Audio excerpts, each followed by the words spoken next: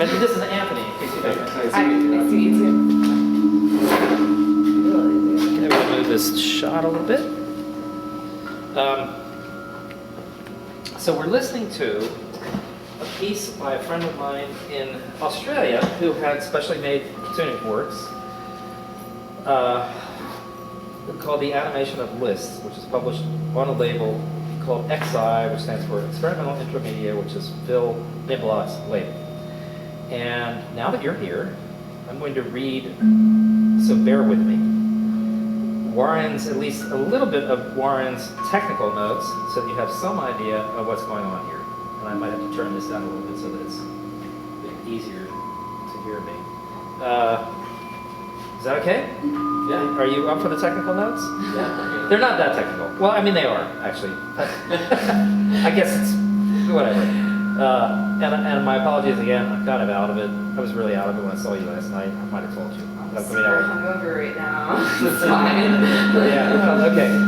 Good. I thought about bringing a bottle of wine over. And then I forgot. So maybe it's good that I didn't bring a bottle of wine over. Okay, the animation of lists and the Architan transpositions, which is a piece that's on a different CD, which I forgot to bring over, which I wasn't going to play anyway, is a recording composition for my self-built just intonation tuning forks, multi-tracked and computer transposed. So in this piece, I was exploring ideas of complex just intonations, long-scale permutational structures, and a piece which can exist in multiple versions, the versions created by pitch and rhythm transpositions of pre-recorded materials. The piece had its origins in a request in 2002 from composer Phil Niblock for a piece using my tuning forks. Phil specifically wanted the acoustic timbre of the tuning forks as opposed to electronic sounds. Blah, blah, blah. The tuning forks themselves are made of aluminum, as per our conversation earlier, and were made by me in 1985, blah, blah, blah. The forks are tuned to a 19-note just intonation scale, derived from modes described in Claudius Ptolemy's 2nd century CE harmonics. Current, I guess CE stands for what, current era? It's rather than AD. But it's still Common era, right? Common era, yeah, you're right. Common era. I usually say EV, which stands for Era Vulgari or Era Vulgaris, whatever, which Aleister Crowley used to use. A friend of mine started using it because of Aleister Crowley, and I started using it because of my friend. But I think EV and CE are interchangeable, if I remember correctly. This scale enables one to have a large variety of just intonation resources at hand, including ancient Greek enharmonic, chromatic, and diatonic versions of various Dorian modes and their inversions. There's a lot here, so I'm trying to skip over to things that...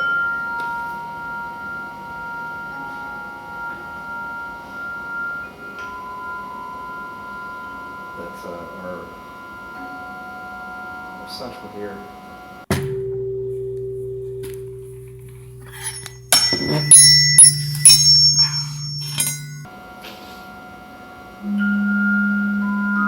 The choices of what pitches to play when were made by a rather elaborate process I devised, designed to produce a very slowly changing series of randomly combining harmonic worlds. The score consists of a series of measures or time frames within which a player must play all the forks assigned in the order given, but rhythm, movement of handheld forks through the space, and a sense of phrasing are improvised by the two players while recording. In this piece, for each pass, one player plays the forks mounted in the frame, while a second player plays handheld forks, moving them in space to achieve phase shifting and spatial effects. And we're going to get into that kind of thing using these.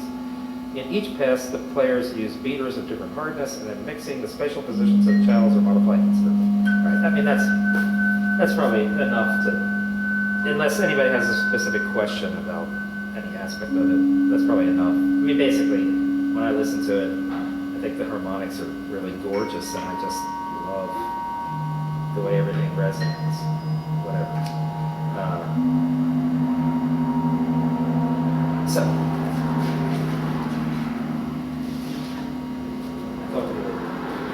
listen to a little bit of which we have, and then I would shut it off. Excuse me, Warren. I'm going to end this now. Thank you, Warren. Thank you, Warren Burke. Okay. Do you want to move on to your tuning forks? Sure, yeah. Should I bring them over here? I guess. I mean, or we can move the cameras, whichever you prefer. I don't know, is it hard to move the cameras? I'll just bring them over here. Do you need a hand? No, I think I can control Okay, I thought there I've given away some of the The ones that he made are, so all of yours are made out of steel? and then a couple are made of brass. Oh, really? This little one, I've given away most of the nice brass ones.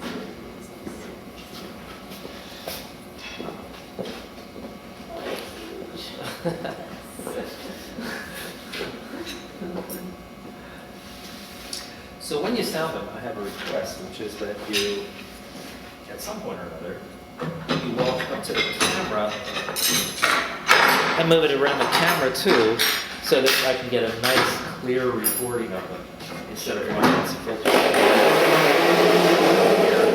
That camera more preferable than this one because this one is partially broken. It shoots a lime green, and I want a little more realistic color. I dropped this here. Yeah, a while ago I started just messing around with making different tuning forks, and I made a couple that were like the lowest, the C's below, descending below middle C on the standard piano. It's just one octave below or two octaves below? I've made a whole bunch of them, and I've given most of them away, but I think this one is maybe 2 or 3 C's below middle C, and it's like, that's the note. Maybe we should find a box instead of a table that would act a little bit more effectively as a resonating chamber. In the table? It comes across Like more that. as a That buzz. low noise, Oh, that's it? that's it, that's the note, yeah. Yeah. Is it everything else on the table vibrating then too? Can you, why don't you That hold it on the sounds so table, weird. and then, just keep it held on the table, and then hit it with something else while it's on the table, so you get the initial.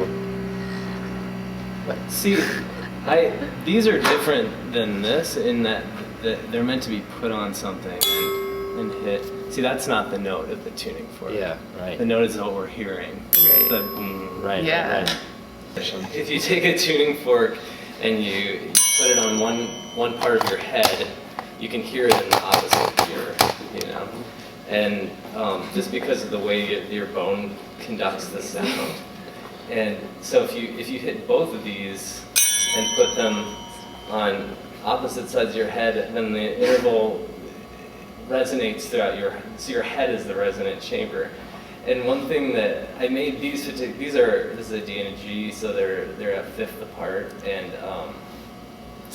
I made these things so that, and this is a thing that I forgot to do at Heidi and Nico's wedding because I was nervous, but I made them so that two people one person could hold it and the other could hold it in the opposite hand. So you could hit them together like this, and if you put it on this side of your head, you'll hear it in this ear. Try it again. Okay. Yeah. Do you hear it in this ear? Kind of. Opposite ear. Really bad. Yeah. And don't. Oh, yeah. Yeah. I don't know where I hear it. It makes for a good shot anyway. So check this out. Now if we both hit it and we press our ears together, Okay. we'll both be hearing it in two heads as one resonant chamber because you're Okay, so hearing it. We're both hearing it in this ear. Okay. But if we put our ears together, wait, what I did you think do we'll, to make it do that? Okay. like this and then- Oh, that's really strange.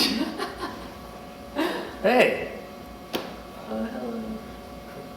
Do you hear it? Yeah, that's Yeah. super weird. It's pretty cool. So It makes then- it makes your head feel bigger. Yeah. Yeah, It's like so you're having both. Wait, I'm you're trying to sharing use both heads as a resonant Yeah. chamber. Okay, It's- should I notice that? Yeah. Anthony, Zach? Gwen, Zach, Hi. Ben, Zach. Zach. Can I do it with somebody? Yeah, totally. Here, take my place. I'll do that. Yeah, so I get to, I don't know what it'll do with, oh, here, Oh, you want it? switch letter. Oh, yeah. Wait, okay, I want to hear what it sounds like when I do it by myself, and then Oh, what yeah, it yeah. sounds like when I do it.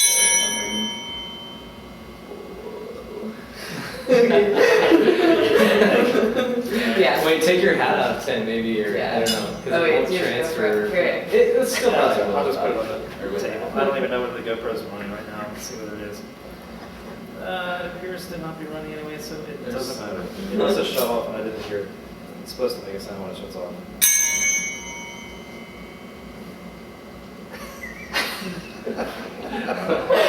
It's like my inner brain is getting crazy. Too intense. Oh, really? Well, I mean the resonance of this intense. Okay. Wait, I didn't put it on the part of my head. Yeah, you gotta get a good. Yeah, get a good ding, and then we gotta like figure this. Okay, let's figure out how to sing it first. Forget it. Oh, yeah. Yeah. Yeah. Oh, this is first. Okay. All right. You can like, yeah, it's weird. Anybody else want to be participant here? Here. You brought some tuning forks. It's a good idea to do both with just yourself. Yeah, and then just I feel like you can get like really good contact. Yeah. Like it'd be like, That's why I've done it a couple times with different people. That's why I like mash. Yeah, my head. That's serious. How did you tune them, so to speak, so Oh. they were exact? Well, it's actually really simple. All I do is like take a bar and like measure out a length, and I've gotten it so that in making these are the first ones I made out of this stock, but I sort of like, given this ratio, I can get close to another note. You know, if I wanted to, like, if this is a D and that's a G, then, you know, I want to make an E or whatever, I just like scale it up for, you know, that particular ratio. But like, yeah, then, so I get close, and then really all it is removing material, you know, like just like taking, but from the ends, you know, I'll kind of, what I do is like, I get it close, I clean it all up, and then I just start to kind of like take a little bit from each end to make it higher. And like, also, if it just, you kind of like miss it a little bit and it's a little too low, then you can, or a little too high, then you can add material. I can just like weld onto the end of it and then get it, you know, like way too low, and then I'll resonance of it? no, it doesn't seem to. I mean, not with these. These are just meant to carry the vibrations. They're not like bells particularly or whatever. I guess, you know. And they're being heated to be made, so it's like. But they do. I can actually get them so that they're like dead on. Like, You're measuring them with an electronic tuner? Mm-hmm. Yeah, with Flip an on? electronic. Snart? Yeah. What do you use? I just use like a regular cork, you know, electronic tuner. It'd be funny to use one of those clip-on ones.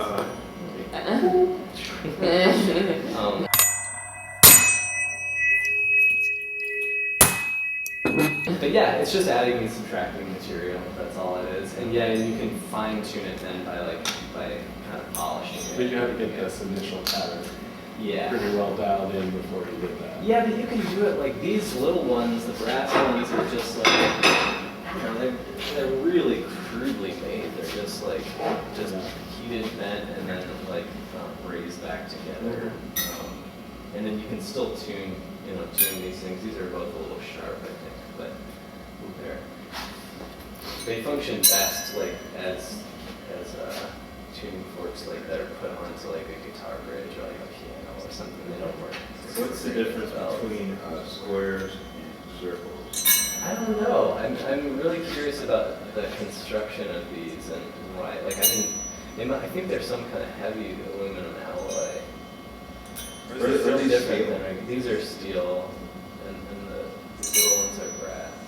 Does the patina, I gotta believe that affects it too, right? Yeah, I'm sure, you know, like as it gets rusty, it probably gets lower in pitch, you know, just because it's more mass, so, yeah, I imagine. See, yeah, I have a ton to learn. But This would still sound like. yeah, these are really resonant. I made This is a jig to make more of these. So I These can Yeah, do it to my vibrate head. forever. I can make a whole set. Oh, Is that crazy? Oh. And this will keep going forever, dude. This is- I'm sure there's got to be an orgasm-producing yeah. pitch somewhere Wait, in all how do you this. explore this? Straight on the top, that's called the Weber test. It's a hearing test for the conductivity of your bone, because your bones, the bones in your skull actually aid in hearing quite a bit. And so in order to test that and how it translates to your inner ear, they put a tuning fork on the crown of your head or your forehead or right here. Okay. And that really Is it more intense under your nose? it's the most intense, yeah. I've heard of piano tuners like doing a thing where they strike the tuning fork and then put it like this in between their two front teeth while they tune. Oh, yeah. So it's resonating in their head as they're Well, it's like a jaw they're at tuning. that point. Mhm, yeah, exactly. And then it frees up your hands to do whatever you have to do to tune the piano. Yeah. But it's extra. It's like really intense like that, and it's like extra intense if you bite it. That is really good. I'm going to try the auto tuning fork on my upper lip. Okay, so bite the giant one. The giant ones are most fun, I think, on the head. It's a lot more fun than putting it on the table, I think. Yeah, for sure. Put it on your head and open your mouth. Let's see what. Oh how yeah, you- that's another thing they Yeah. say. Actually, like when they do the hearing test, a lot of times they'll like put earplugs in the person's ear, so it's just there's no chance that they're hearing it in the air, so they're having to hear it through their bone. So Yeah, put it on the top of your head and then open your mouth. I'm going to move the camera right up to your mouth.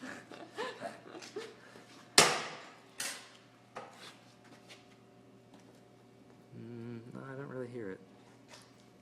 So let's try it with a Me lower neither. pitch. Let's try it with that's a lower.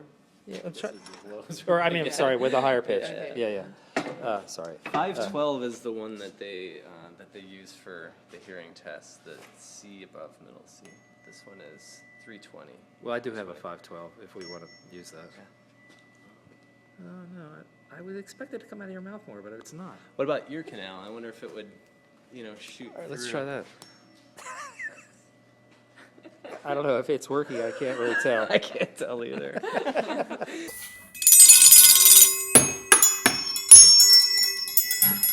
These don't resonate. It was Actually, coming out of a- These act as bells better. Hold on, let's try Yeah, it. like those ones. Let's try it with this one. Shake your leg Here. here. Yeah. just kind of- Shake your fist in the air. I mean, it's just because these notes are like easier to hear like in the air than like these ones are super low. I don't know. I mean, these act like, but they don't resonate in the same way as that. Yeah. Maybe it has to do with the note might for be the sure. material. I think it's the material. Yeah. Okay, let's try it. Ready? Let's try the mouth and then the ear.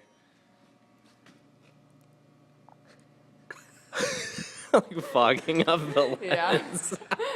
I can't hear. Can anybody else hear it coming out of his mouth? Okay, I wait, don't wait, yeah. I don't Wait, know. try my ear. Okay, See if okay. you can hear it. I'll Ear. put it on Yeah, go this. ahead. You can get in the way. I'll put it Go on ahead. Okay. this one. Although I'll be hearing it in my inner ears.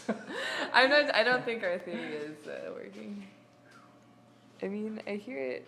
Well, if you put Like- if we touch, then Yeah. you're gonna hear it. But, Well, if you, she'll- in But the- I in the wasn't air, quite touching yeah, you, and okay. I was still hearing it. Yeah. Okay, let's try Touching is Yeah. probably kind of cheating, though. I mean, I'm trying to test whether it actually Like I can radiates out. start to hear it. Like maybe I'm just imagining that though. Find your other ear. Yeah. It was like, okay. No, I can hear it here. Yeah. There's no way you could hear that in the air either, because it's Yeah. like you have to get. Okay. Oh, that's cool. Okay. Yeah, Yeah. it works. It Ah. does. Cool. All right. Well, You just gotta get Here, crazy try it. tent. You don't believe. Try it. Yeah. oh yeah. I can hear it fine. From about an inch or so away, I can hear it fine. Yeah. Cool. I mean, there would be a test there, I'm sure, for people's bone structure too, not just your hearing. Yeah. Like there's yeah. probably somebody who has a bonehead, let's say. There's probably a particular bonehead who has extreme resonance in their head Uh-huh. that they could use as a special Yeah. talent or whatever. Yeah, definitely. I mean, that might be the future of music schools. Like, Did certain dinosaurs have large bones in their head for listening, or birds? or Oh yeah, something? birds. I think.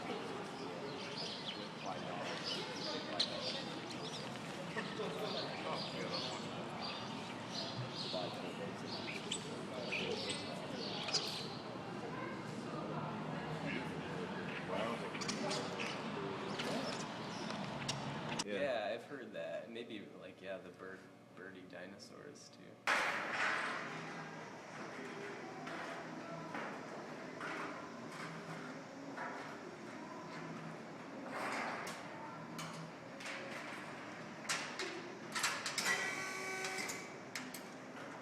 Oh. Yeah. Pterosaurs and whatnot. Cool. I have footage from the pterosaur exhibit that I helped install at the Natural History Museum. So now that we've made reference to pterosaurs, I can cut that footage into the footage from this, and I have an excuse for using that footage. Yes. There were also dinosaurs with big resonant chambers on the fronts of their heads too, right? They made these like honking sounds and things. I know that because for making sound. Yeah. I know that because of Dinosaur Train, which my children watch. Yeah. Thank you, Dinosaur Train. Thank you.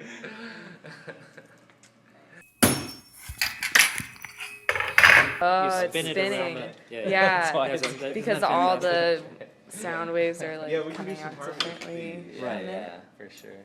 That's one of my favorite things to do. And then Yeah, it's if you very strange. and then if you take two of them, of course. Isn't that great? Yeah. Yeah, I love that. Oh man, Yeah, I'm missing C and F.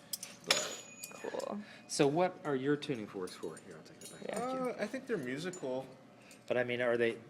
Did you get them especially for tuning, or did you just happen to come across those, or what? eBay. eBay? Oh yeah. Yeah. Musical tuning forks. How much did those cost? Do you remember? I think $40. For the group of five? Yeah. Uh-huh. I was like the only person to bid. Oh really? Most people want the complete Yeah, set, right? Well, the guy who had I'm missing. Yeah, I'm missing C and F. but okay. You can buy C's easily. F's are really hard to find. Really? Yeah. I wonder why. Yeah. Well, and I'll get into this, but John Bulio, who's the guy who provided me with all of the tuning forks that I brought with me, he said that in the 1970s, the early 1970s, when he first started getting them made, that there was basically two pitches that you could buy, and nobody ever, I mean, it was an A and C or incredibly, something like A and that. C, Yeah. incredibly specialized market. It was the 440A and the 512C, and that was it.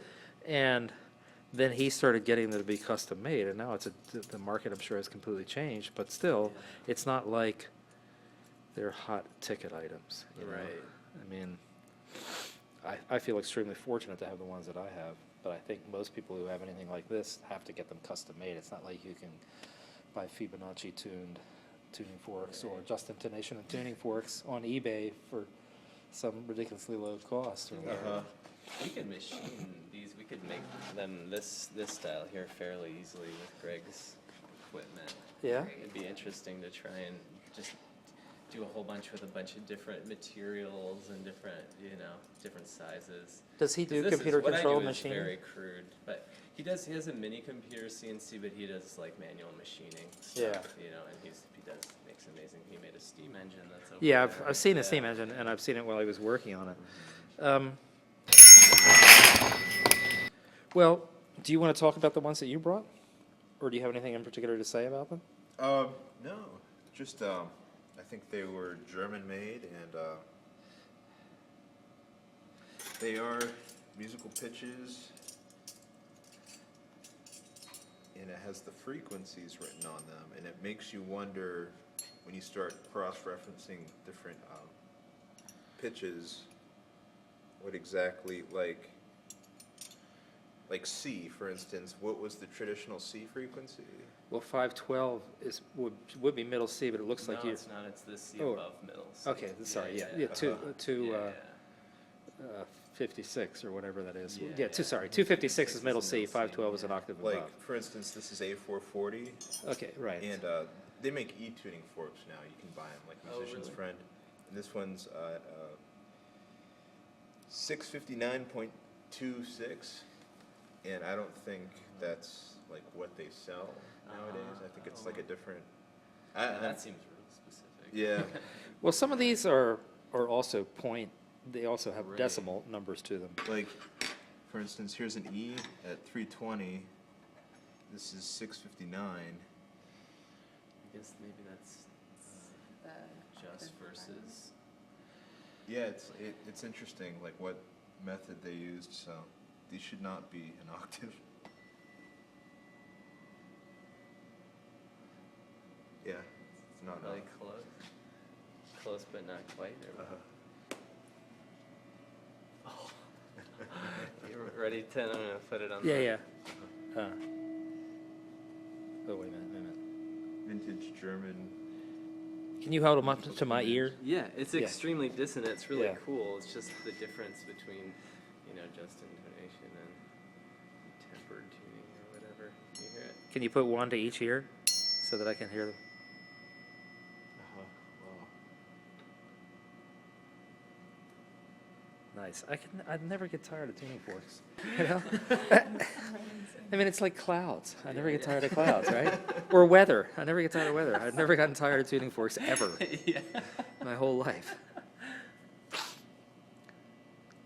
It's like real shimmery,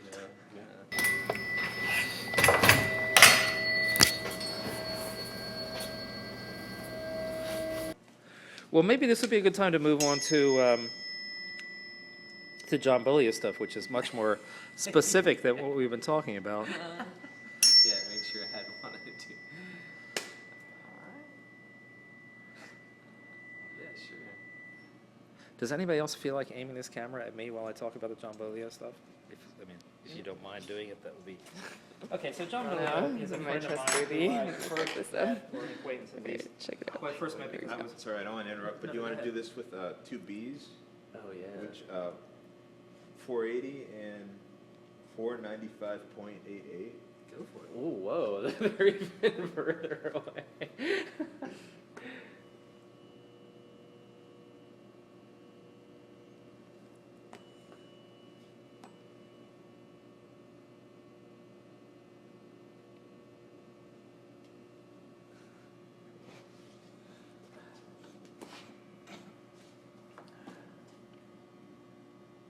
Yeah, it almost sounds like it's like edging on a half step away, but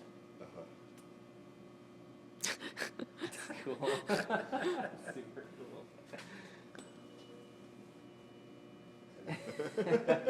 Nice and sour.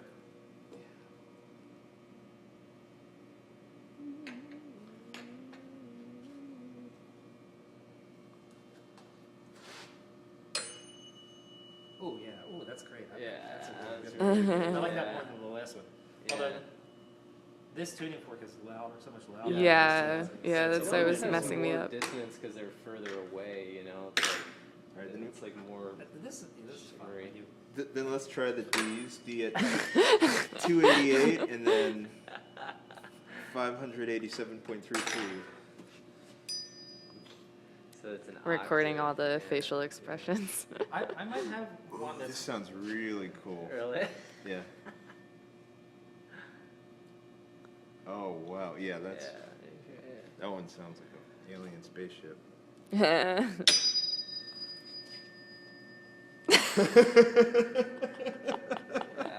cool. Yeah, it reminds me of like when you're like.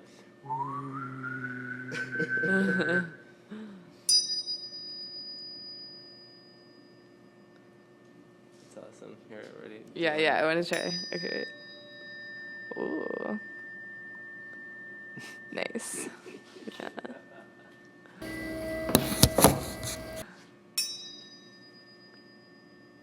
Yeah, it definitely like reminds me of like ET, like music, like going through the forest.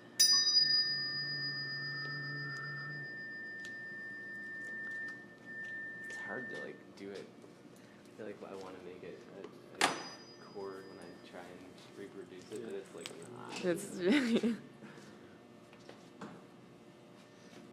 Then let's try. Well, what Bollia talks about is trying to reproduce the difference tone. So subtracting the lower frequency from the higher frequency, and then using that as what you hum to yourself. Oh. That's so good. I like the last one the best though. Yeah, the bees. Yeah. Are Was it the good. bees? Yeah. Sounds the Ds. Here, try an E and a B. An E and B. Oh, cool. That's effectively what a ring modulator is, right? Like taking the reference tone and interpolating the difference. Yeah. Well, yeah, mixing them together. That one's really good. Try that one. Yeah, you gotta hold this a little further from the Harmony. Wait, do that, and let me see where the. You can add an This one's an. I think this one's an E, but it's really sharp. Here's another sharp. How many tuning forks can you Here's a hold in one Sharpie hand?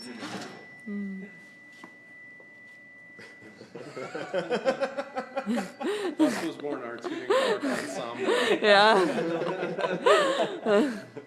We played for ourselves. Yeah. Out of the Maryland space. They were never the same again. Performances from one skull at a time. Yeah. Yeah. Maybe two if you can press them together. Yeah. Or maybe if you could like configure it all like radial, We did- like we're all connected at our did- heads and then like We laying on did the a thing ground. with 4 where we alternated like 2 people feet facing one way, 2 people feet facing the other way, Uh-huh. like every other, and tried it with 4 to see if it Yeah. would transfer, and it didn't quite work with, Okay. with these ones. You could almost hear it. But you're like but not yeah, convinced 'cause quite, you're yeah. Going, yeah, you're going through 2 Cool. heads. Yeah. Someone once said the only thing real about music is the effect in the listener's mind.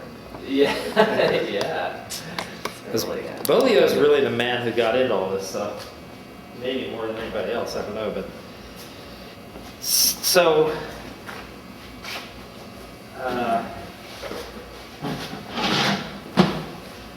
okay, everybody here probably knows what an anechoic chamber is. The chamber that is supposedly so soundproof that the only thing you hear in it basically are a high-pitched sound and a low-pitched sound. The high pitch is your nervous system and the low pitch is your circulation, if I remember correctly, right? Would you mind moving that? Yeah, thanks. Just so that the camera's not blocked. So Bolio took the tuning forks into an anechoic chamber at the NYU anechoic chamber, and he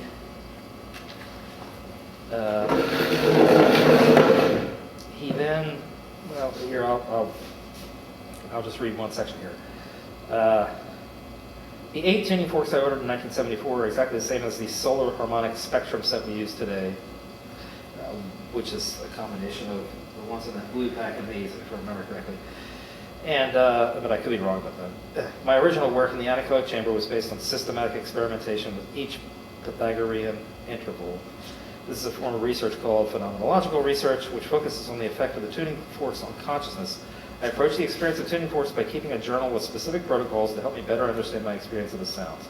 Each week, I would sit in the anechoic chamber and immerse myself in an interval and record my experiences.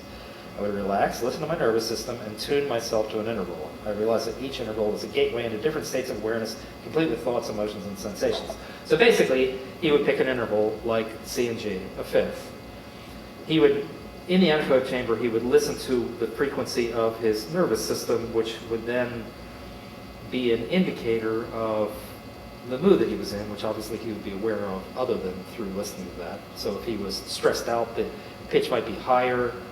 If he was relaxed, the pitch might be lower, etc.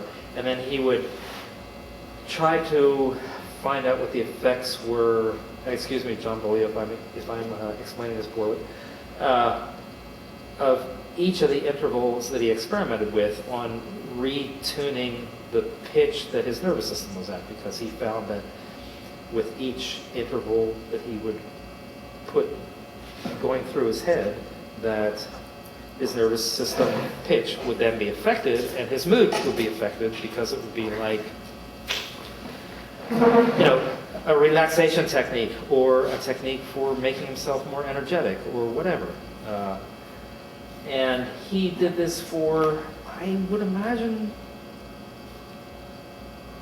at least hundreds of hours, possibly thousands of hours. I mean, he obsessed over this and put a great deal of effort into it. Now, he has a philosophy that's a bit different from mine, or quite a bit different from mine, but the thing is that he really did test all of these tuning forks, get them specially made to try out things with them, make his observations about what the effects on himself were, and then have people that he would also try it out on to see whether it would have the same effect on them, which hypothetically it would, et cetera, et cetera, et cetera. So,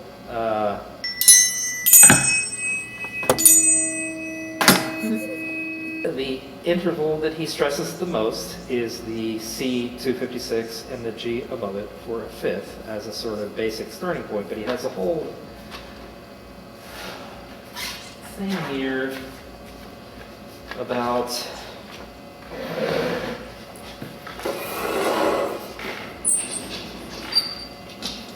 the Fibonacci tuners, which are these, where he says, and I asked everybody to be open-minded about all this because in some respects I'm critical of it, but that's like you and I were talking before just about the issue of the ratios that he's using, but I'm not going to get into that here because I may be misunderstanding something.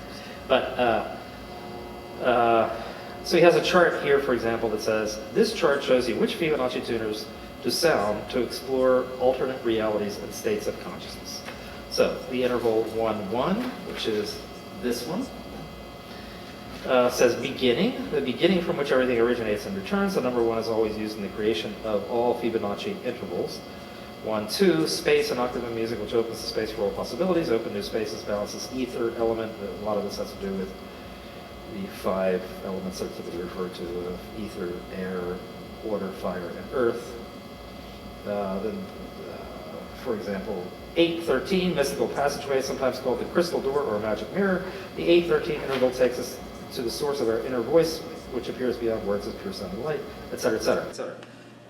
But basically, what I would like to do is go through what he calls protocols of different intervals that you sound next to your ears, and try to just do it quietly and then make comments about whether you feel any kind of slight mood change or whatever. Just as an experiment here. I mean, we're doing it under bad conditions. We should probably be, although it's pretty peaceful. All I hear is like 60 hertz I was hum. gonna say, I hear a flat beat. But it's not really that bad. And obviously we're not like in a super comfortable space here, and so forth and so on. So Yeah. my excuse is, Wait a second.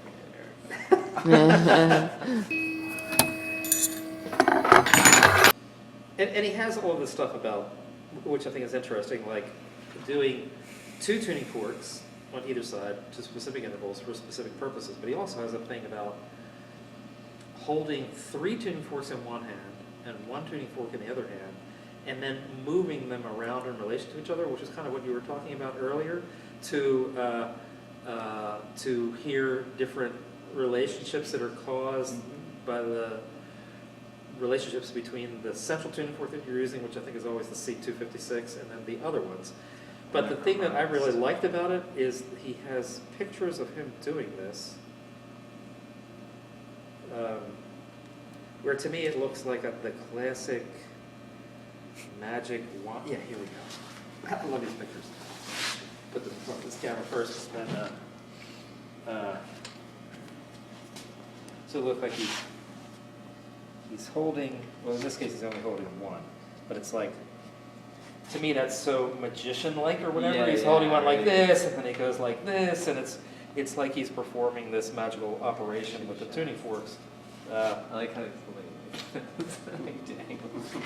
But then there are That other makes ones. sense though. These are real bell kind of, they function like bells. Well, they're certainly audible from somewhat of a distance away. Yeah. Yeah. This is cool.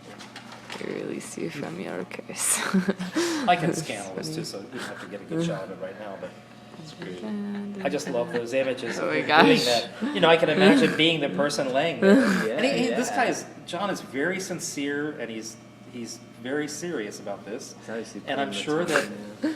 people get beneficial effects from it, and also take him seriously as a well-meaning, well-intentioned person or whatever. And then after Zach looks at that, I want to find the photos of him holding 3 tuning forks in one hand and 1 tuning fork in the other hand, because I really like those a lot too, because it kind of reminds me of that guy who did the performances based on John Donne, who was based in Texas, who eventually committed suicide, who was a pianist, who did the piece Skittles, but also did all, does anybody know what I'm talking about? I should remember his name, but I can't think of it right now. Karen Finley did realizations of some of his things that were called song drapes. Really fantastic. Jerry Hunt. Jerry what? Hunt. You ever heard of him, Zach? Jerry Hunt? No? Anyway, well, he used to be a pianist in strip clubs, and they had to surround him by chicken wire because the patrons would throw eggs at him and stuff. And he would play things like, I think he even played stuff like Stockhausen in the strip clubs. So really amazing guy. What did you say? Why did he have eggs in a strip club and then said BYOE? Well, I mean, I think supposedly people brought shit in to throw at him because the strippers supposedly liked him, but the patrons supposedly didn't like him. Yeah, here we go. Yeah, I really like these pictures. So more of the same kind of thing, except in this case he has 3 tuning forks in one hand. And Yeah, he's kind of menacing him. Yeah, like Here. the thing is that he doesn't talk about it in terms of the drama of it at all, but I think those pictures are somewhat dramatic. Well, yeah, I mean, he Yeah. desperately wants to appear scientific in all of this, right? I don't know, I wouldn't say desperately. He does talk about things in terms of science, but he also talks in terms of a spiritual philosophy that I don't agree with or share with him or whatever. So I wouldn't really say he's desperate. I think he's more But just... have you tried? Have you put in the time? I mean, Yeah, see, that's what I give him credit yeah. for. He seriously has put a lot of time into this. So I want to go to the protocol section, and then maybe we could try out just a few of the things, and Yeah, maybe we could all just try playing with the tuning forks, and I could get some good footage of us improvising together. And then we could call it quits if you want. I'm trying to speed it up a little bit just because I want to get back into bed. But I still haven't finished reading this book, and I am really not an expert on this at all. Should have brought in Mike Tamburo. Yeah, Mike Tamburo studied with him. Did you know that? I would Or- assume he would have. I didn't know that, but then when I announced this, Mike Tamburo said he was the best teacher I ever had. So Mike Tamburo really loves this guy. Well, I know he does like sound healing. I've been to a couple of sessions, his like gong bath things. Yeah, it's Yeah. cool. I mean, want to go to one of these things because that's why I'm here. I started talking to him about wanting to make gongs. Yeah. I was like, maybe this guy will be here. Let's See this. I'm Yeah. tired of hearing that. Yeah. So So anyway, Gotta find this it says guy. method 1, 5-element sessions using solar harmonic spectrum tuning forks. The first method of creating a 5-element tuning fork session is to use protocols. A protocol session combines the 5 elements in combinations that supports the desired outcome. And then protocol number 1, which he says, you go in this order. You play the 5th, the 4th, the 6th, and then back to the 5th again. It says nervous system balance and well-being. This is my favorite protocol because it is very similar to the Gregorian chants. When in doubt, always use this protocol. The 5th balances the air element for clarity of mind and nervous system attunement. The 4th further balances the air element and calms immediate materialistic thoughts and needs. The 6th gives spiritual insight and renews energy for reaching dreams. The 5th brings everything back into balance and focus. Who wants to be the first guinea pig here? I'll try it. Okay. Yeah. So, well, He's really underselling gonna- the possibilities of this. Huh? so, yeah, well, I mean,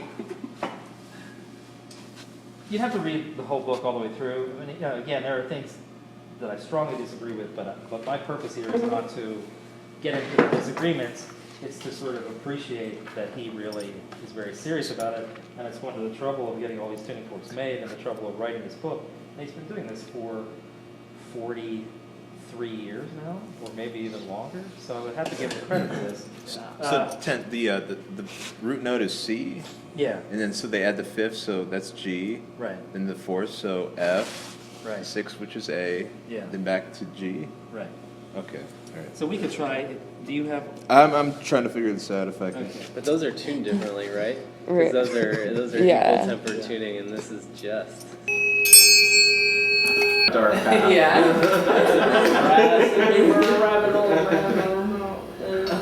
He seemed fine, and then he went to this tuning fork thing. 3 forks in each hand. Now he just never leaves his room. It's addicted to the visions. I went to the first gong bath that I went to in Tampico. I actually I was just my sister got me a gift certificate for like Christmas or something to check it out, and I went and let's just show, see what happens. I laid down and almost immediately I was super surprised I had like a bodily response to it that was just like it just moved through me, and I had this with my eyes closed I had like these kind of things rushing before my vision, and it all actually stopped in this purple, this really kind of bright deep purple color, and this eye came out of nowhere and it stayed there for a couple minutes, and I was just focusing on that and seeing how long I could stay with it, and then it gradually dissipated, but it was just completely out of nowhere. I wasn't trying to manifest anything or expecting anything. I was just see what this does, and then that happened. It was wow. It was How many gongs was he playing during this? He's got the whole kit, so there's I don't know, there's probably at least 20 gongs involved, and then they do singing bowls on your body and stuff, and smaller bells and stuff like that. But, yeah. How many people were there? It's packed Really? every time, mostly with middle-aged suburban women. Really? Yeah. But then some people might. I think I was one of the only men there, but yeah. Interesting. I think it's a different crowd wherever they go, probably, but yeah. Did you ask anybody else if they saw the guy? I didn't think it's myself. Yeah. Personal. That would be decent. Yeah, right. Everybody but you saw a chainsaw. Yeah. But no one wanted to talk about it. He was with himself. Yeah.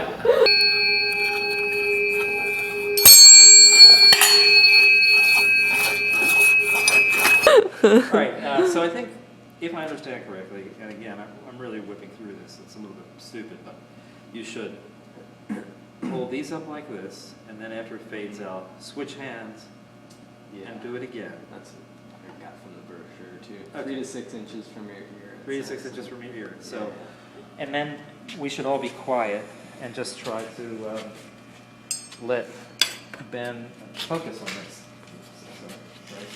Sorry to everyone that I'm about to. I have those, entangle, et cetera. the fourth, the fifth, and minor fall and major lift. I got them all in the key of D. Yeah, there you go. All right. Well, maybe we should let him try yours, but let's go through the whole protocol. It'll take a You few could do it at the minutes. same time, too. Do you want me to keep Well, this no, I think camera? that would color it? Yeah. Okay, so go ahead.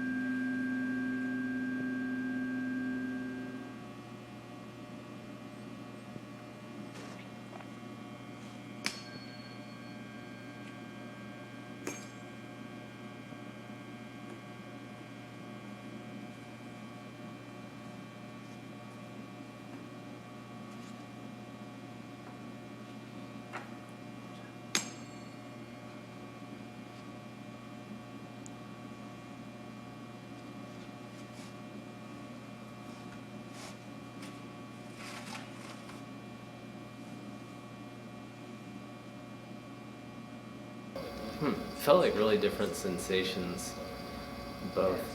I think I have some hearing loss too, actually, some of the work that I do, because it was way different. Like, I actually had a hard time hearing the G in my left ear. Easier time in my right for some reason. I don't know why. The higher pitch, I might have lost more hearing in my left ear or something. But the first one I felt, okay, go No, ahead. go ahead and Yeah. keep talking about it. Give me the Which one G. do you want? The G. Did you play drum set as a youth? I didn't, but I was really into industrial music. My left ear is fucked up from hi-hat. Oh Open yeah, hi-hat. right. Open. Leave it That's alone. how you let the breakdowns come. Yeah, let it flop.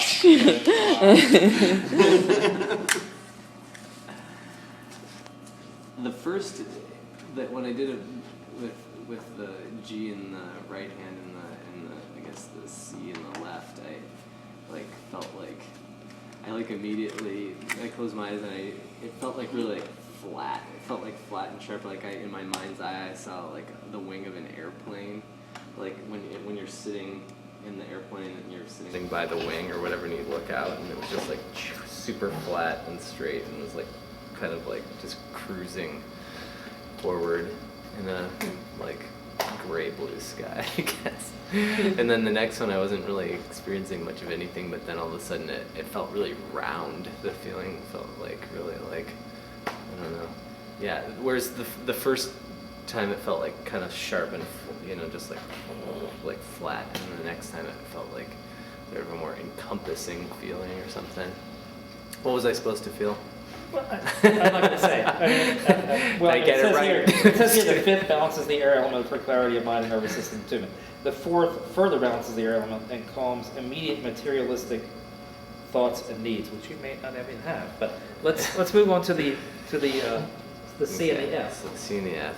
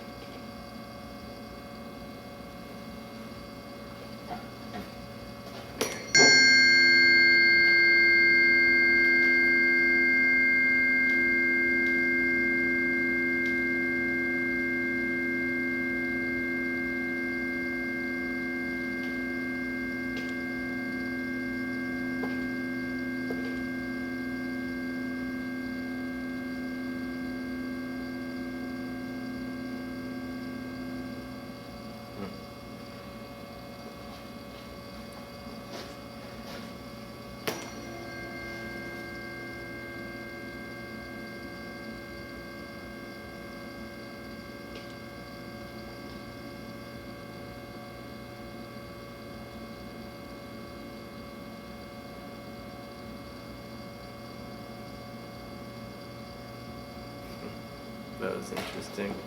The first time it felt like really like it was like oscillating and like kind of like plunging down. Like I kept feeling like I could hear the wavelengths and they were like kind of flattening and sharpening back up and flattening and sharpening back up. And then when I switched, the sound was like, yeah, again, like really like it just felt really flat and pure, like I was hearing a pure interval. And then I think that the soda machine was making some kind of a noise that was like sympathetic to the doom because I heard it. Yeah. So I'm gonna go talk to the soda machine. Yeah. We'll go get another San Pellegrino. I don't know why. You want to try it? It has materialistic needs, but I think it's supposed to go the other direction. Yeah. I think the soda machine's trying to get money out of it. Yeah, right. It's like, let me get in on this. Do you want to switch so that you can listen to what he was listening to? And Yeah, you can yeah, listen to what totally. you listen to? Sure. Do you want to start with the fifth or the fourth? Let me hit the fourth, so I can just hear what I just You heard. realize the fourth is just a fifth inverted. Right. Let's see, yeah. So that's D and a G. This is a D and a G. Okay. Yeah. Oh, I guess- but wait a minute. I mean, according to him, you should do it, but you probably don't have the right ones because you don't have the C, correct? Or do you I'm have- starting on D's. You're starting on D. Yeah, Oh, okay. D. whatever. Yeah. Yeah. I mean, I'm sure John didn't say whatever, but we're using Sacrilege, available 10. resources, so. Huh.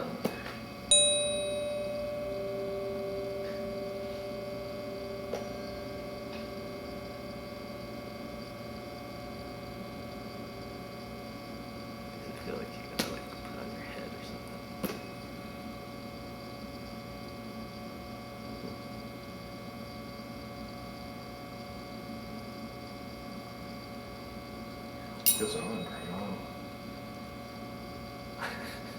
It's beautiful.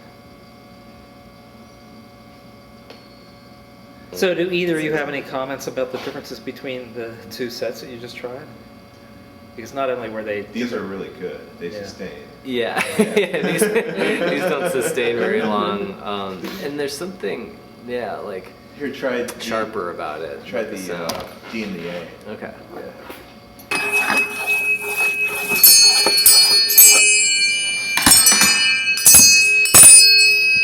Those ones are actually really pleasant.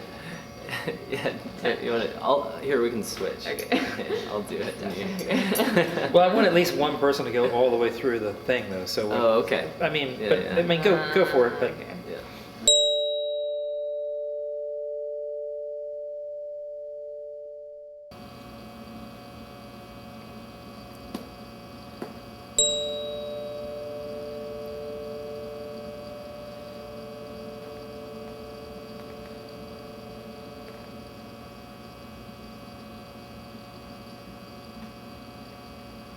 all right, here you want to try it with these? Is it real or what? Those are the ones that you really. Okay, gotta these are try. the ones. Yeah, yeah. We're gonna get into this one. Here's this.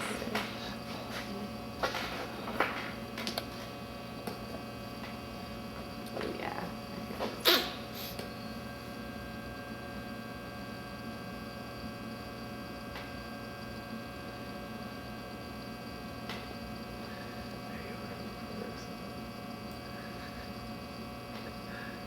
Look at her eyes. I can't. I keep them shut.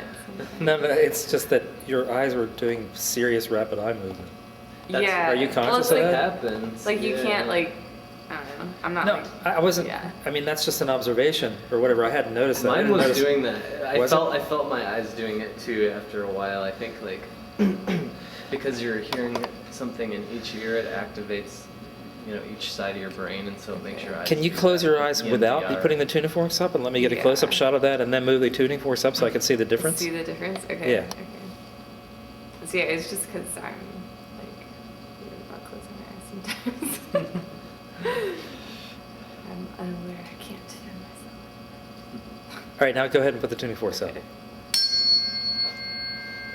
Oh yeah, this one's Yeah, ringers. not. This one's not.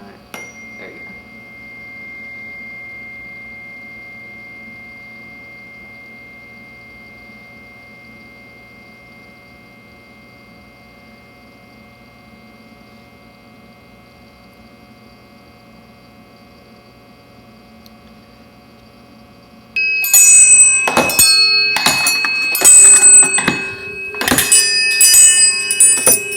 Maybe your eyes didn't change that much. I don't know.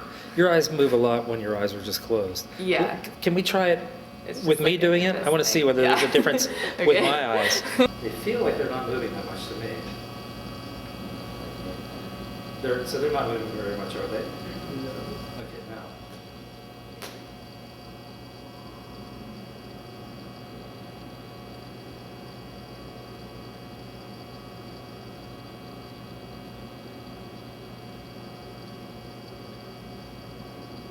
They're still not moving much, that I can tell, are they? Yeah. No, okay. I think I'm just weird. It's fine. We're gonna call you Maria from now on. Okay. It's a great feeling. Yeah, I know. It feels really great. I don't know if it was like very different for me, like switching gears. Maybe. I mean, yeah, it's like everyone's experience is maybe totally subjective. Like you have hearing loss in your left ear, apparently. Like that's kind of like seriously. These were also inverted. As far as yeah.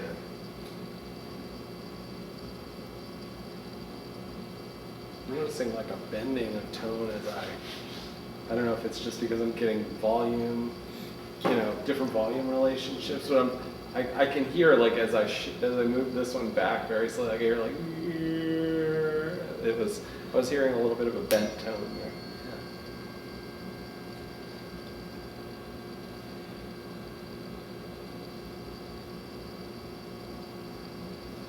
All right, let's move on to doing the next one on the protocol then.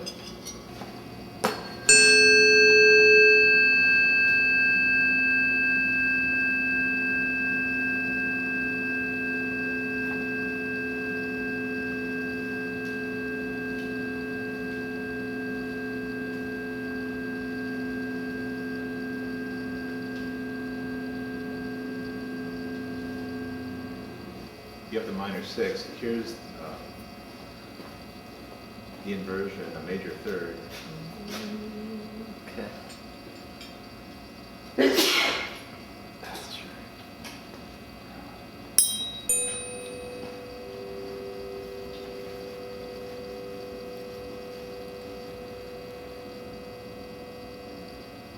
They kind of have a similar feeling, you know, like, yeah. Well, 2 points. This would be, what we're doing would be heretical by the Beaulieu method Yeah, for yeah. 2 reasons. According to him, you shouldn't be hitting them together, you should be hitting them Right, on your right, kneecaps right. or whatever, some Yeah, similar yeah. surface. And then there would be a difference Fucking tone between the inversion and the originally desired Right, yeah, it would be. interval. But I mean, as far as Yeah. I'm concerned, we're just fucking around here, so it's all good.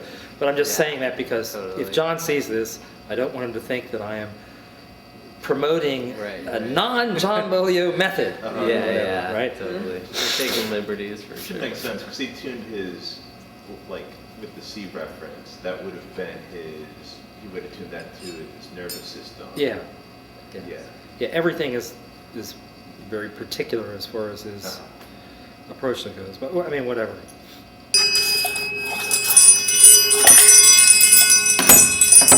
I think your whole thing about having imagery at all, like the story that you told about your Tamboro experience, is pretty interesting. Because I'm not sure I would have that It imagery. happened straight away with this too. It was weird. It was like only the first hit, which I think I had this one in my right hand and this one in my left hand, and I like instantly felt like I was in this like kind of like pasture. It almost felt like a flashback. It was weird. It felt like I was in this pasture, like in the European countryside, which like I've never been in the European countryside, but yeah, it was strange. It almost like I had a Well, feeling. you know, in Europe, the countryside is all transparent. red. So was it like that? Right. Yeah, it was exactly like that. It felt like, I don't know, sort of, and maybe this has to do more with the interval in the music, but it felt like almost like it was like a Wicker Man sort of environment, you know, like, but not exactly, didn't look exactly like the countryside from the Wicker Man. Did you but see I had which that version feeling. of the Wicker Man did you see? Did you see both of them? Well, I've only seen the old one. but I Okay. haven't seen- The old one is great. Yeah, yeah. I'm not sure I like the newer one as much. See if I can find the relevant passage in here. Ben, I want to ask, do you practice visualization while meditating? Is that, I have like no skill in meditation at all. Me It's either. really weird. It's totally antithetical to the way I exist. Yeah, I would love to do it, and I've tried to do it more recently, and I'm like really not. I don't have success with it, but I would like to. Yeah, and maybe like Seems try like to you're practice prone. visualization. Yeah, yeah. I think I'm pretty good at thank you. visualization and not so good at like quieting my mind or something like that. You're right, you know? yeah. Yeah, my mind is Yeah, me never too. quiet. Yeah. I can definitely relate to that statement right there. All right, now, hypothetically, we should now return to the original fifth.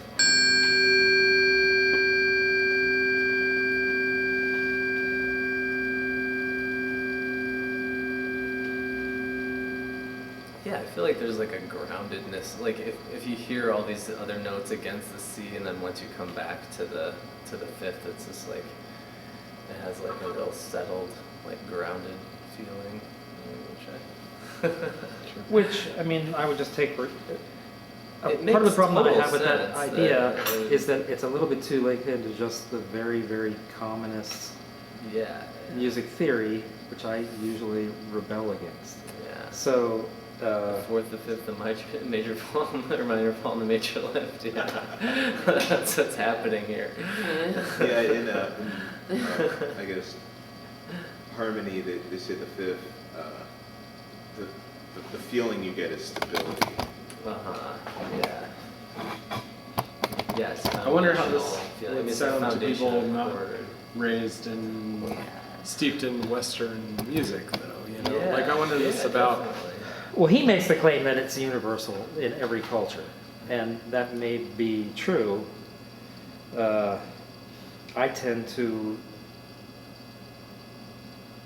to lean towards the acculturation factor as being something that gets away from other phenomena that may be less acculturated, if you follow what I'm saying. So I'm not convinced that it's something intrinsic to the sound as much as I'm convinced that it's something intrinsic to the way the acculturation works. But then the argument will be made, well, why would this acculturation come about in the first place?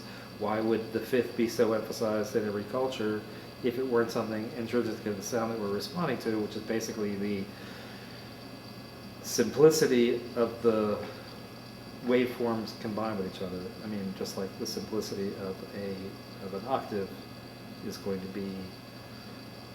have a particular characteristic that's kind of recognizable to almost everybody as not fast. I mean, in a way, dissonances are things that are faster, right? Like the intervals are more minute, and maybe people are more disturbed by the speed than anything else. Does that make sense? Maybe, yeah. And whereas the There are a lot of intervals that kinds are of like dissonance. octaves and fifths are not fast in terms of the way they vibrate here, and therefore people find them less threatening because they're more calm or whatever. In which case it would, the argument that the fifth is universally calming would make sense, but I'm putting a little bit of a different spin on it by saying that it has to do with a kind of threat response of the brain, like fear of something that's fast moving as opposed to fear of something or comfort with something that's slow moving. If you see a stink bug walking across the ceiling, the things move so slow that most people, except for people who really are afraid of bugs, are not going to be that threatened by it. Whereas if you see something moving really fast, like a roach or whatever, and people are more likely to want to squish the shit out of it. I don't know. That's the way I respond. Yeah. If that makes any sense. I'm kind of talking off the top of my head here. So whatever. Maybe what I'm saying is not making sense, but that's kind of the way I think about it, I guess. Anyway, Lizard brain. Let's get in touch with our lizard brain. That's right. What happens if you hold them like this? Like magic wand. Is this tunable? That's That's- what I was wondering. Can you move those weights? I You know, like- think you probably can. Doesn't Because then we can work with different. But look in the holes on the outer edges of those weights. Do they take Like an Allen key. or Allen something keys? They like do that. take an Allen key, yeah. Yeah. Now the thing about We could work between like a minor third and major third. okay, now that's what he calls an auto tuning fork. He says an auto tuning fork is a normal tuning fork with weights added to the prongs. The weights cause the tuning fork to transmit tuning fork. I like that tuning fork. Yeah. That'd be a good band name for about 30 seconds. To transmit more vibration through the stem. For this reason, these tuning forks are excellent for placing directly on the body, which is something that we had talked about. There's a lot of vibration. You don't hear it, but vibrating. Well, he tried putting it here or here.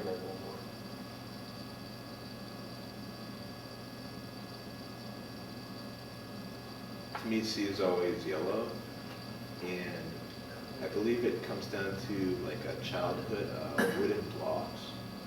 Like A is red, B is blue, In your personal C association or is whatever? yellow. Do you know much about Scriabin's color coding? I've looked it up, but it seems like it's very subjective. Everybody has their own different. There's no universal color coding, basically. Yeah, I was just wondering whether your color code jived with Scriabin's or not. No. Okay. It just childhood blocks. Yeah. A is red, B is blue, C Oh, is yeah. yellow, But I D is wonder. green. It's like the. I say So E it's is- blocks, not like a xylophone or something like No, that. it's just wooden blocks Yeah, with the the- letter C. Yeah, they're kind of carved out. But you really don't know whether He's the person who black. created those blocks was color coding because what's the guy who created the Waldorf school's name? Oh yeah, Steiner. Yeah, Yeah, there's Rudolf that whole, Steiner. like, Rudolf Steiner's whole stuff, thing about yeah. color, about painting each of the Yeah. rooms, that was all Yeah. very color coded for what he thought was the Lazure. developmental stages of the child, Yeah. right? Yeah, If and I they remember only get- correctly. Yeah, they're given like at different developmental stages. They add colors, so you start out with like blue, and then like after a certain point, then you graduate to having blue and red, and then after a certain point, you like get I think like it's like even later that you get like all the primaries. Maybe you start out just with like another secondary color. And I can't remember, but yeah, totally. It's all I don't remember. I just remember somebody who worked at What the is Waldorf that school. called? What is that childhood development? Waldorf School or whatever, but it's like Rudolf Steiner is the one. And Who's one of the people type credited style with- of painting is called Lazure. Wow. He's one of the people credited with starting the green movement. But one thing, I mean, this is lurid gossip here. I guess I have to give into my tendency to give the occasional bit of lurid gossip. But he died because he was having sex with a woman who was married, and the husband came and killed him. So, here he was this major guru about achieving all sorts of Sexual conquest. sexual conquest, but that was a secondary aspect of So it just makes me think of synesthesia, obviously. Like, Right. has there been any research about like commonalities between the experiences of those folks? And it's interesting that you would bring that up because Subjective. You can look it up online. Each famous composer had their own color system. Like they all had a different one. yeah, but synesthesia, It's It's specifically- sound, or hearing colors and tasting sounds. And right? things like that, And right? I have a friend who was synesthetic, but it's interesting that you bring that up because the reason why I knew John Beaulieu is because I was making a movie about Franz Kamen, a mutual friend of ours who died in a car crash. I forget whether you saw that or not. Did you see that? Okay. So remember, they had a series that was called Synesthesia. But then Franz and I got back together and did all the work with the poetry readings and the synesthetics and stuff. Music series or whatever. They were called Synesthesia. So they were, thank you. They were really interested in that. I had a friend named David Franks. This is more lurid gossip, but it's on the subject of synesthesia, so I can justify it. He did a performance where he had a bunch of acid. Do you know David Franks at all? Well, David's dead now, so I'm not mocking his memory here. I thought this was a really great performance. He had two women in the audience who were plants, who were actually heterosexual, but were pretending to be lesbians. And he came out on stage, and he was late coming out on stage, and he was in a wheelchair, and he had like a blanket over his lap. And he said, "Oh, I'm sorry, I'm late." And most of the audience didn't know this was a put-on. They thought this was the real thing, that David Franks was coming out on the stage, etc. I mean, in the wheelchair, they didn't know what was going on or whatever. And he said something like, "I'm sorry, I'm late. My mother attempted suicide, and this is a really bad time for me," and so forth and so on. And the thing is that his mother had actually attempted suicide, and that was a very traumatic event in his childhood. So he was really referencing real feelings in himself. And then he had the two women who were the plants in the audience going, "We don't give a fuck. Don't tell us your fucking problems," or whatever, right? So then he pulled out a gun that was a blank gun, and he pretended to shoot the two women in the audience, and then he put the gun up to his head and shot himself in the head with it, right? Well, the thing is that blank guns shoot out wads of paper, which was something that he hadn't taken into consideration, or if he had, then he knew he was about to fuck himself up. So when he shot himself in the head, it started bleeding, actually bleeding, and people in the audience were like, "Oh fuck," call an ambulance. They thought that he had actually really shot himself in the head, and so they thought the whole thing was. I thought it was a totally great performance, but he made a lot of enemies with that one because he was so jerking people's emotions around. He was really jerking people's chains. So they ended up having to call an ambulance for him, and he ended up going to the hospital, and then he had synesthesia after that. I think maybe for the rest of his life. Oh, Yeah, wow. because of shooting himself directly in the head. You know Ian Edwards, right? I don't think so. Do you guys know Ian? He's a guy here in Pittsburgh.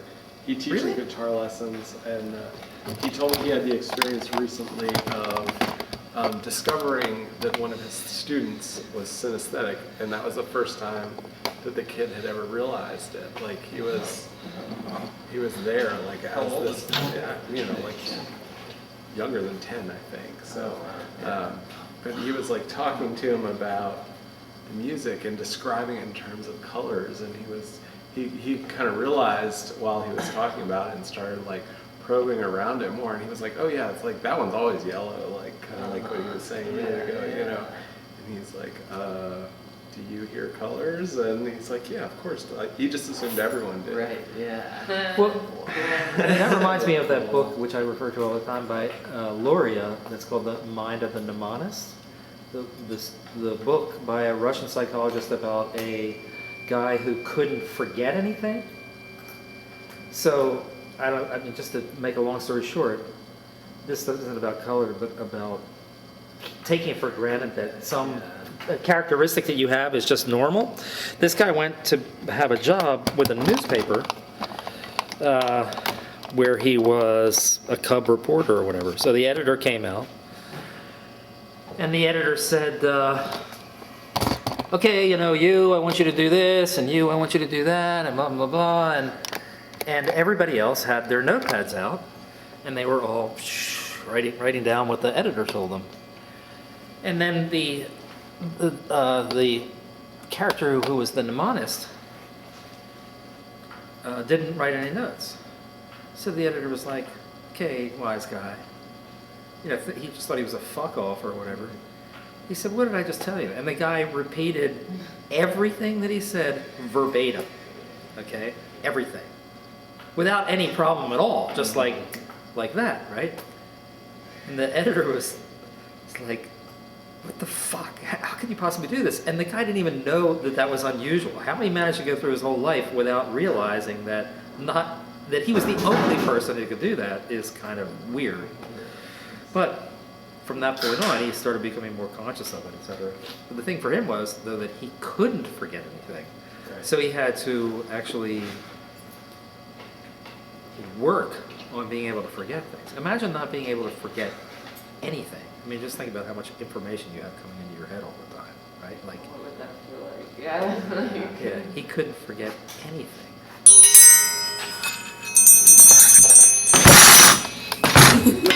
Maybe we should get back to the subject of tuning forks before I run out of tape here. So what I was thinking is that now we would just improvise using the tuning forks and move around each other and the camera. This is the only one that has a tape in it. What about the 3? Oh yeah, let's do the 3. Do you want to be the demonstrator of the 3 since you? And also the rapid succession, 5, 4, 6, 5. We could do that, or we could do one of the other protocols instead too. You want to do? What do you want to do first? You want to do the 3 in one hand and the 1 in the other? You want to do that? Yeah, sure. You want to have each of us do 3 in one hand, 1 in the other? Or no, let's start. Why don't you do it? Do the. So I mean, if we were to follow the Bolio method here, we would have you. Actually, you've got the C right now, I think. So you take the C in one hand. Now let me see which ones he recommends. Okay, he says to use an F, G, and an A. Okay. So here's a G. Do you have? Oh, you have These the. are 2 C's. Yeah, those are 2 C's. In octave apart. Here's the A. Here's the F, and here's the G. So these are the 3 that he recommends, and you probably saw that he keeps them separated from each other. I wonder how he hits them, strangely. I think these are the ones where he thinks it's okay for you to hit the metal against the metal. Okay. He has them more splayed than that, though. So I think that's probably good. It's like Wolverine. Those would make wicked brass knuckles. Oh, more of that, yeah. Take that, you anti-music person! You don't like Penderecki? Oh! Oh, yeah, that's good. All right. And the C. Is that one? Yes. Here, you should probably stand though, right? Yeah. To do the full. Yeah. What do I strike against? My knee? Let's just strike them against Well, something soft. try it like, maybe you can hit all three at once.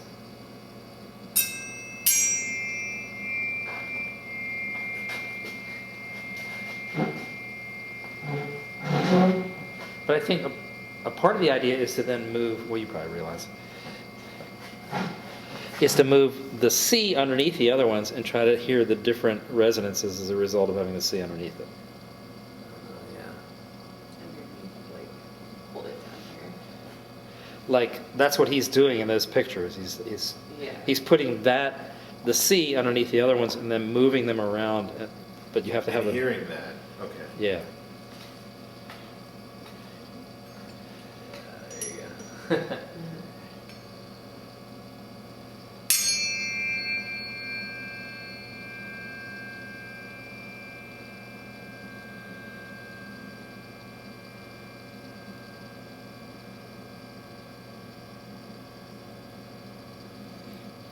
Can you hear a difference? Yeah, it emphasizes each one. That's what I was figuring, yeah. You can hear it from back here. Yeah. I can hear it go. In fact, I only hit two of them. Yeah.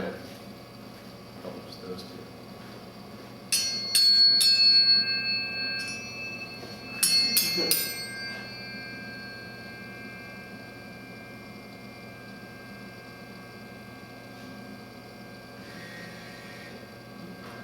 It's great. It sounds like E.T. Yeah.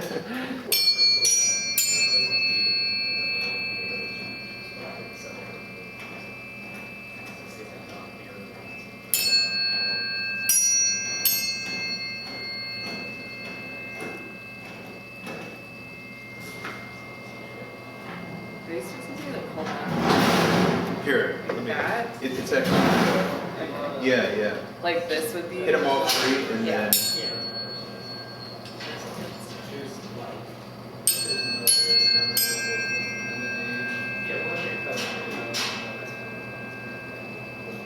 Okay. It's hard because you can't see and they're all, yeah.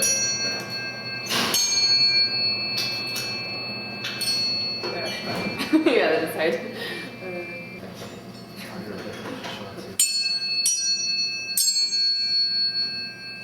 I guess sympathetic vibrations, emphasizing each individual.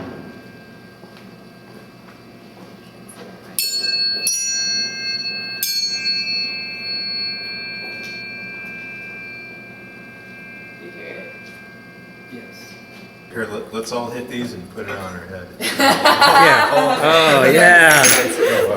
Be careful not to Grab one. softly. Okay. We're gonna be like. Ready?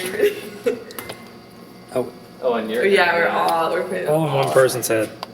Okay, wait, let me redo these ones again. Okay. Alright, ready, set, go. Oh my goodness. Look at my eyeballs now. REM. Yeah. No, that's really cool. Everyone should try this. Okay, wait, one more time. I want to try it.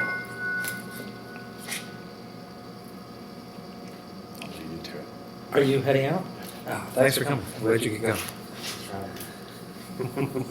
See you later. Especially for views, I don't really have like too much trained gear or whatever. It's just like I think my attention's like shifting to like each one like separately kind of, and then it's like creating this weird like undulating thing that's all in your head. Yeah. Yeah. You're solid. Okay. Here, trying that. Okay. Yeah. Wait, we need your help. No, we can get this. Ready?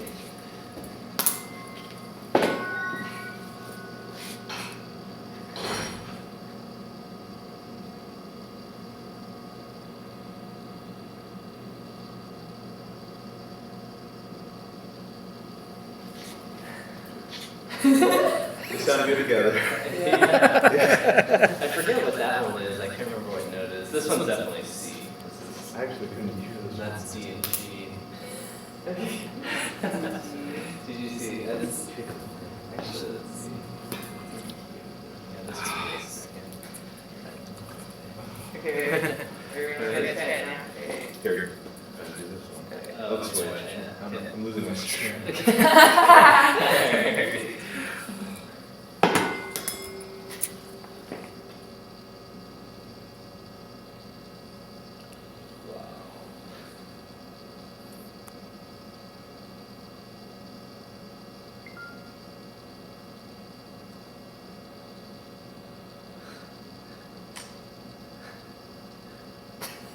It's just such a great Wait, image. you figured out the, Independent of anything else. What exactly are they doing? we figured out the orgasm. It's like all the Eyes tuning forks all rolling. over. You're like, ooh. That actually sounded like a horror movie, like real menacing organ chord to me. Yeah. Or something. Well, It sounds which gets me good, but- thinking about horror movies. They say like below. What's the range of human hearing? 20. I think it's like typically 20. So they attribute a lot of ghost sightings to subsonic frequencies, like 5 hertz, causes the eyes to blur out of focus, and you see dark shadows. Oh, wow. So I'm wondering if you could create a massive one to induce ghost sightings. Well, but you know, I mean, you probably remember that there was infrasound research that might still be going on, which was, there were attempts to do infrasound research for military purposes, because I think it's like 6 cycles per second, your organs vibrate against each other and it can potentially kill you. So, but the thing was that the military, at least if I understand this correctly, was having difficulty focusing the thing, maybe now with these new sound cannons that the police use against the public in the United States and at Standing Rock. There's 2 of them at Standing Rock, and there were 2 of them in Pittsburgh, but they didn't use them during the G20. Maybe they have the ability to focus it more now, but I used to know a woman who was a honey researcher whose husband was an infrasound researcher, and one day he shoved her into a box and then had a particular frequency going on inside the box, which didn't kill her, but he left her in there for something like 20 minutes as a sort of sadistic, Torture. I'm pissed at my wife experiment or whatever. And she said that when she came out, she was really irritable, and that they got divorced immediately thereafter or whatever. I've always kind of loved that story. Like, Give him a don't have a husband or a spouse who's an infrasound researcher, because they might just really fuck you up. Or maybe just like, man, I really need to divorce my wife. Like, can I just get this machine and like put it under her bed? Like. So can I be one of the, and does anybody, Okay. will somebody else aim this at me while I am subjected to this? Do you mind? And I'll- Yeah. Okay, thank you. Okay, so can you 2 put them on my head? So yeah, that's the difference. You ready? Oh, yeah.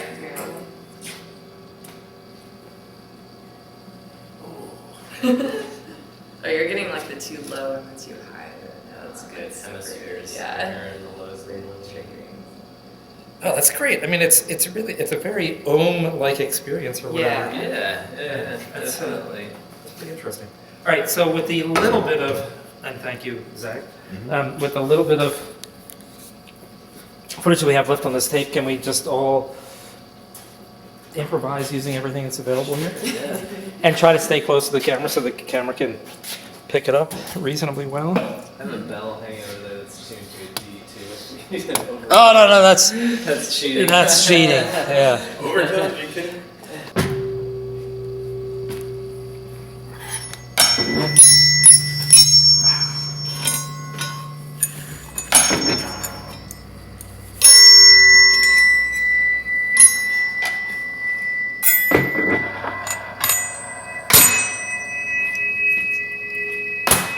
Oh wow, I hear that.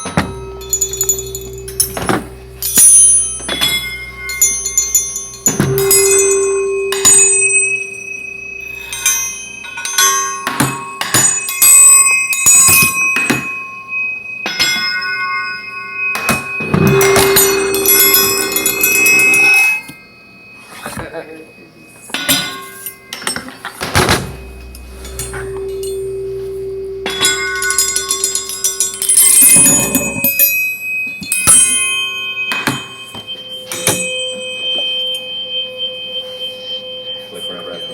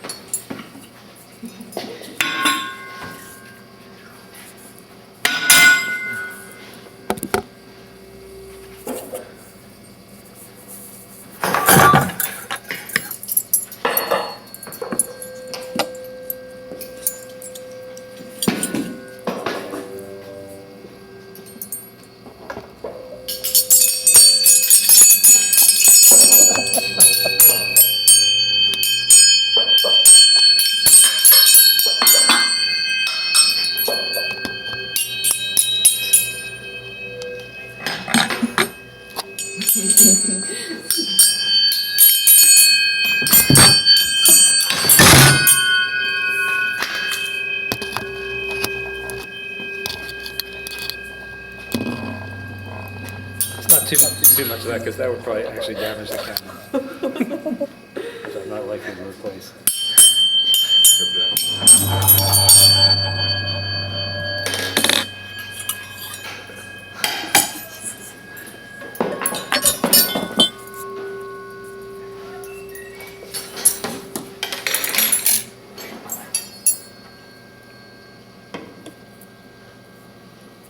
So this comes down to the pentatonic scale, huh?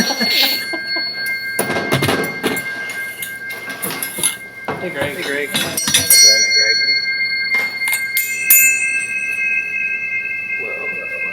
Wait, do you have to one time?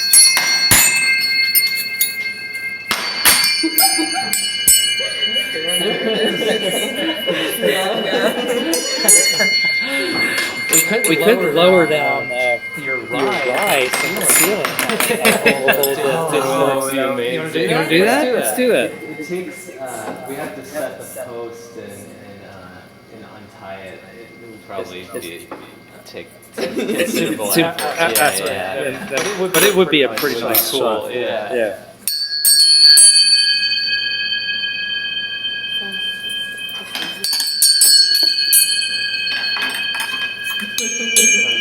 Yeah.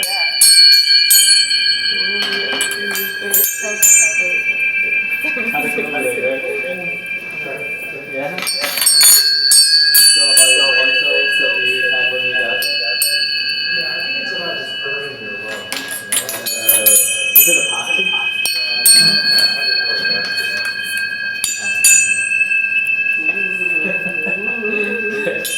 I can't tell. Okay, so Okay, one last request. request. Could we do Could this we for do this about for 5 about minutes? 5 minutes? With no talking, just so that it just so that makes it makes it easier easier to edit, because I want Yeah. to edit To edit the material that's only the sounds only of the tin sounds of forks. tin. Right. And then And then after after 5 5 minutes, minutes, I'll be happy.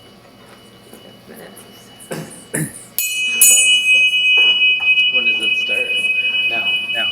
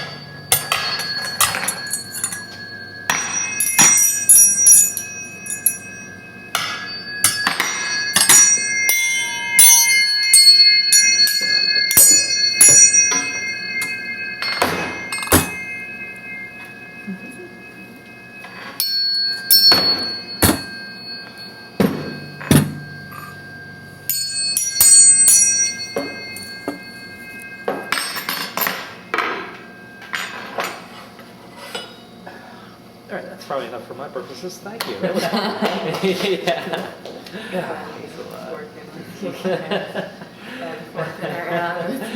Yeah, I was right. trying to. It's okay. No, it's a good one. Yeah, you nailed it. what were you saying is a good one? I was like, great forking around with you guys.